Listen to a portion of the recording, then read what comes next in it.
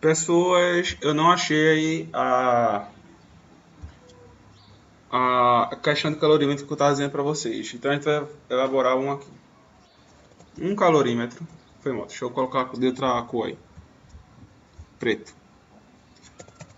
Um calorímetro. A temperatura. Temperatura ambiente. Ou seja, que temperatura é essa? 25 graus Celsius.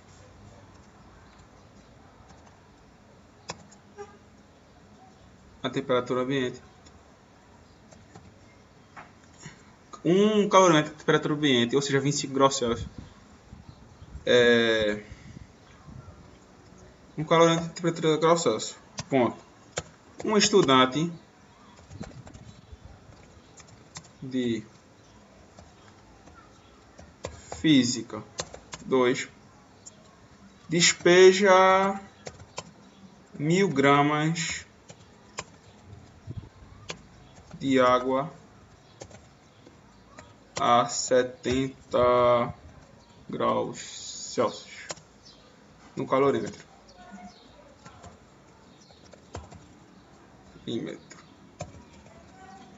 No calorímetro. Ponto. Depois de esperar um tempo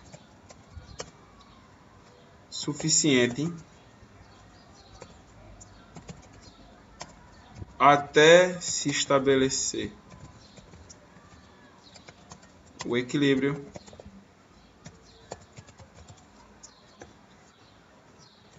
notou que o T do equilíbrio, que a temperatura do equilíbrio, foi de 30 graus Celsius.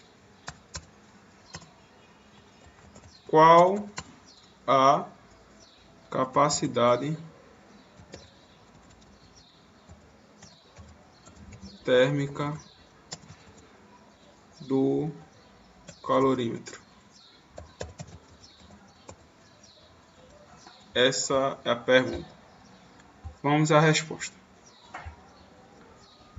Aqui a gente vai utilizar a fórmula geral, que é quantidade de calor cedido mais Q recebido igual a zero. Essa é a equação que governa a troca. Vamos entender o problema. Vou pegar o marrom. Aqui está o calorímetro. Isso aqui é um calorímetro. Não é exatamente assim, mas vamos pensar que seja isso. Assim, é como se fosse um isopor.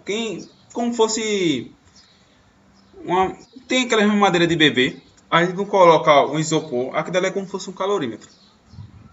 Aqui eu vou despejar água nele. Vou despejar água. O estudante começou a despejar água a 70 graus Celsius. Começou a botar, colocou 1000 gramas de água. Vê. Quem é que vai... Vamos analisar a forma. A quantidade de calor cedido, quem vai ceder calor é quem tem a maior temperatura, que no caso aqui é a água, que está a 70 graus Celsius.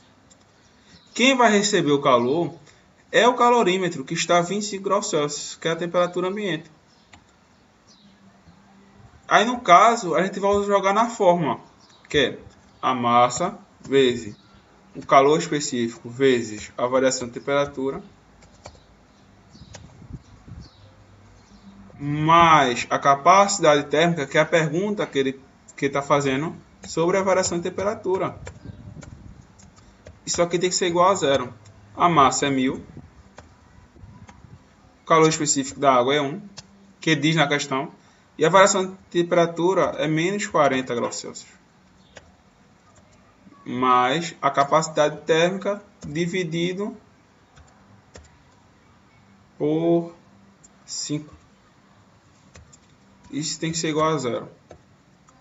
Logo, a capacidade térmica tem que ser, vai dar 4 vezes 10 a quarta, vezes 5 dá 25. Deixa eu ver se está certo. 25.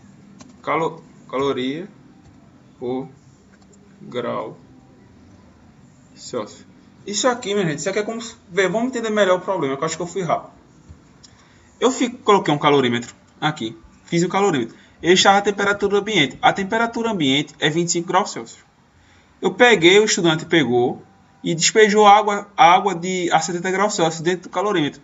Quando eu despejei a água dentro do calorímetro, a água dentro do calorímetro, vai haver troca de calor entre o calorímetro e a água.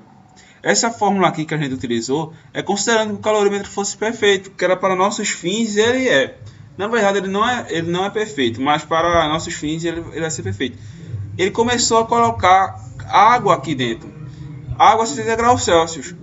Aí depois ele esperou um tempo suficiente até estabelecer o equilíbrio. Por quê? Porque é aí que se dá. Aí é que a gente pode utilizar essa fórmula. Que tipo...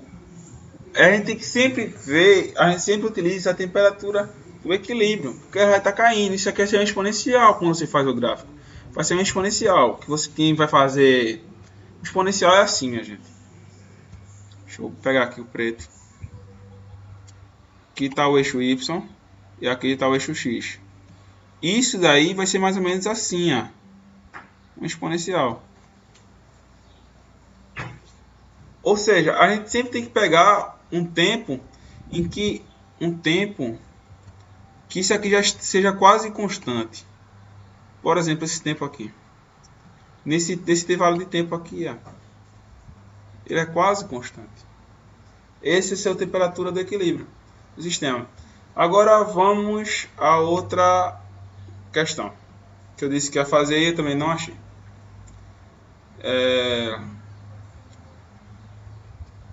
Um estudante, de novo estudante, né? Mas eu tô sem criatividade hoje, então vai ser estudante mesmo. Um estudante de física 2, aquele mesmo, o bicho é cabuloso, já gosta de fazer experiência. De física 2. Cedeu calor a uma amostra de água a 20 graus Celsius, com o intuito de deixá-la não, não sei como é que se escreve isso não, com o intuito de fazer, com o intuito, deixá-la assim mesmo. Aí eu não sou professor de português não, sei nem como se escreve isso. Com o intuito de... sei lá como escreve isso, velho. Com o intuito de elevar assim a temperatura a 120 graus Celsius da amostra. Quanto ele deve fornecer para que para que consiga, mais bonito, seu objetivo. Vai lá na prova, vai estar lá dados. O calor específico é 1 caloria graus Celsius. O latente, seu calor específico da água líquida. O latente de vaporização.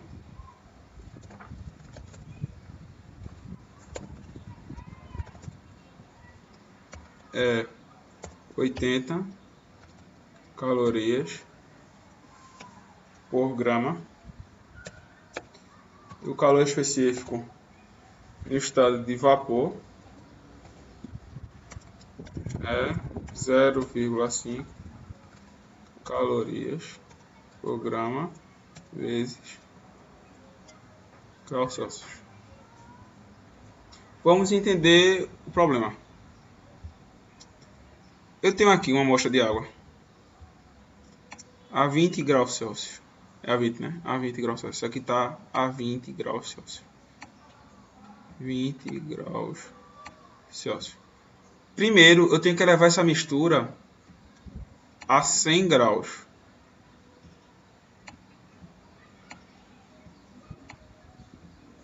100 graus Celsius.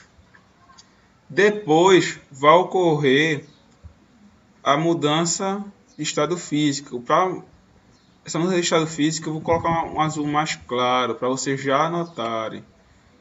Aqui ele vai começar a ficar vapor. Vapor, mas naquele vídeo que a gente assistiu, a gente também vê água aqui, ó. A gente ainda vê água. Só que isso aqui é a 100 graus Celsius ainda. 100 graus Celsius. A temperatura não muda como a gente viu no vídeo. Se quem não entendeu, vá no vídeo e vê que vai ter um gráfico aqui que a temperatura vai ser constante.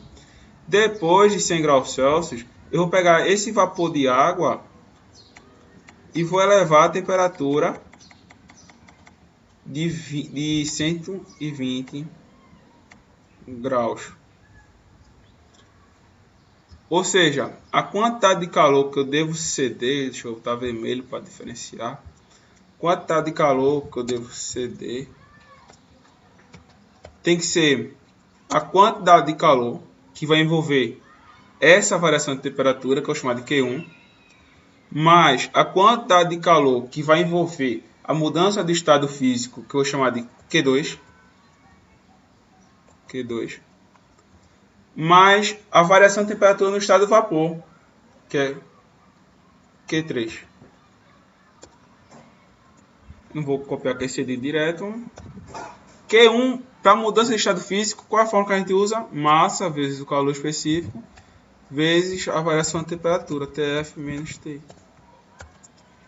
Mais mudança de estado físico, qual a forma que a gente usa? A massa vezes o latente, que nesse caso é o latente de vaporização. Mais, e qual é a outra forma? Aqui eu vou mudar a temperatura. Então vai ser a massa vezes o calor específico no estado de vapor, que é esse, vezes a variação de temperatura. Eu não coloquei a massa, mas para fins didáticos vamos considerar como sendo 1 grama para facilitar os cálculos. É 1 vezes o calor específico, que é 1 vezes a variação de temperatura, que é 100 graus Celsius menos 20. Mais a massa, que é 1, o latente de vaporização, que é 80. A massa, para mudar o vapor, é 1. O calor específico do vapor é 0,5. Vezes a variação de temperatura, que é 120 menos 100.